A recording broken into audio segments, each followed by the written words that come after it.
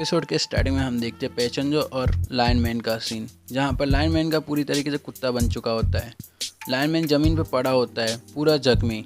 पैचेंजो उसके ऊपर खड़ा होकर कहता है, तूने सच में मुझे हैरान कर दिया। तूने सोचा था तेरे अटैक मुझ पर काम करेंगे?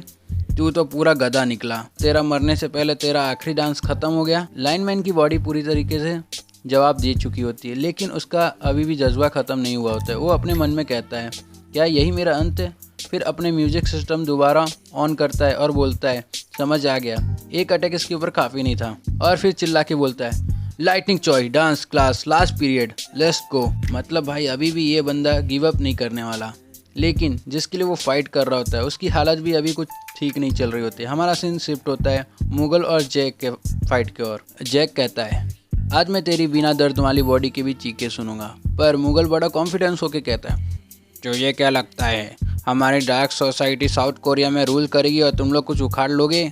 और वैसे भी कोरिया का जन्म चाइना से हुआ है, जो तुम्हारा कोरिया कल्चर है वो चाइना से आया है। जैसे ही ये सुनता है वैसे उसके मुंह बंद कर देता है और सीधा मुगल के मुंह पर एक पंच मारता है।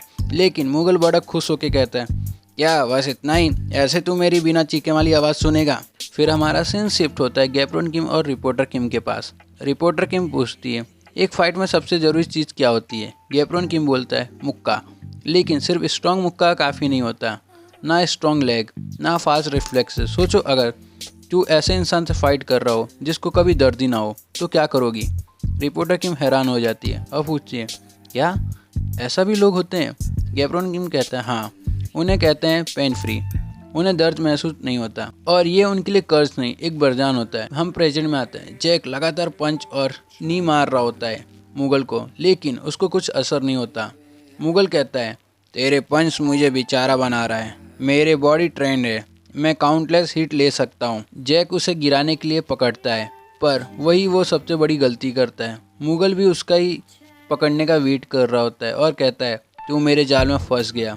और अपने शरीर के अंदर घुसे हुए मटके का टुकड़ा जय के शरीर में चुबा देता है। अब जय की चीखें निकल जाती है। मुगल उसको उठा के ब्रॉक लेसनर जैसा उठा के पटक रहा होता है। यही होता है एक पेन फ्री फाइटर का स्टाइल। और उसके बाद भी फिर वो पंच किक और मटका के टुकड़े उसे जय को चुबाता रहता है। जैक फिर भी हार नहीं मानता। वो मुगल के हाथ मोड़ देता है और कहता है, मेरी चीखें इतनी सस्ती नहीं है। लेकिन मुगल अपना खुद का हाथ शोल्डर डिसलोकेट कर देता है, हाथ को पूरा घुमाता है और फिर एक और अटैक करता है।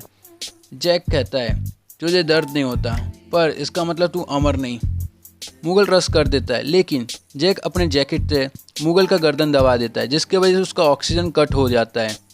फिर कहता है, तुझे दर्द नहीं होता, पर तू बेहोश जरूर हो सकता है। लेकिन मुगल अपने ही चेस्ट में बम्बू स्टिक से छेद कर देता है और वो बम्बू जैक के सीने के भी आर पार हो जाती है। ये फुल एक सुसाइड अटैक होता है, लेकिन मुगल को इससे कुछ फ़र्क नहीं पड़ता। वो कहता है, मैं अपनी वीकनेस जानता हूँ, मैं अपनी ज़िंदगी छोड़ सकता हूँ, तू मेरे और मेरे मास्टर के बॉन्ड को नहीं समझ सकता।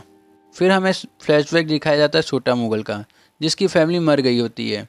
पैचेंजो उसके पास आता है और कहता है, मैं भी तेरी तरह हूँ, तूने दर्द खोना सीखा है, मैंने अपने बेटे को खोया है। और उसे कहता है और उसे अपने साथ ले चला जाता है। उस टाइम मुगल बिल्कुल भी पेन फील नहीं करता और वहीं से शुरुआत होती है एक मॉन्स्टर बनने की कहानी। Back to the present. Mughal Jack के मुंह पे लगातार पंच मार रहा होता है। मुगल कहता है, जो मेरे और मेरे फादर के बीच में आएगा उसको मैं जिंदा नहीं रखूँगा। उसी टाइम जैक को याद आता है उन लोगों का दुख जो कि एंचोल में सचाए जा रहे होते। और जिंगरेन के वर्ड, ओवरकम पावर तू एक्टिवेट कर चुका है, पर तेरी बॉडी अभी भी फुल टाइम कंट्रोल नहीं कर सकती उसे। जैक कहता है, अब मैं वही करूँगा जिसके लिए मैं पैदा हुआ हूँ।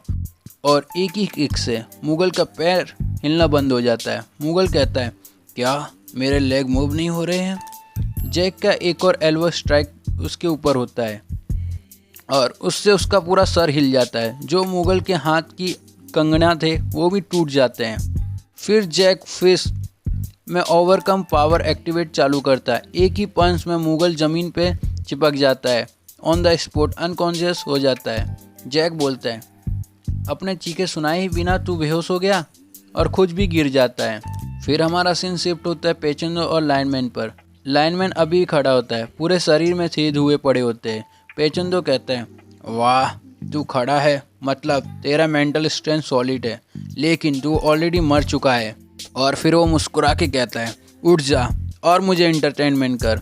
ये सब देख के युवाला कहती है, सब खत्म हो गया, वो मॉन्स्टर है। तभी पीछे से एक स्मोक बम गिरता है और पेचेंजो कहता है, किसने फेंका। उसे एक जेनरस ऑरा महसूस होता है और समझ जाता है छोटा डैनियल आ चुका है। डैनियल कहता है, थोड़ा लेट हो गया, लेकिन अब मैं इसे हैंडल करता हूँ। पेचेंजो डैनियल को देख के कहता है, तेरी आंखें देख के ऐसा लगता है तू समझ रहा है कि तू मुझे हरा सकता है।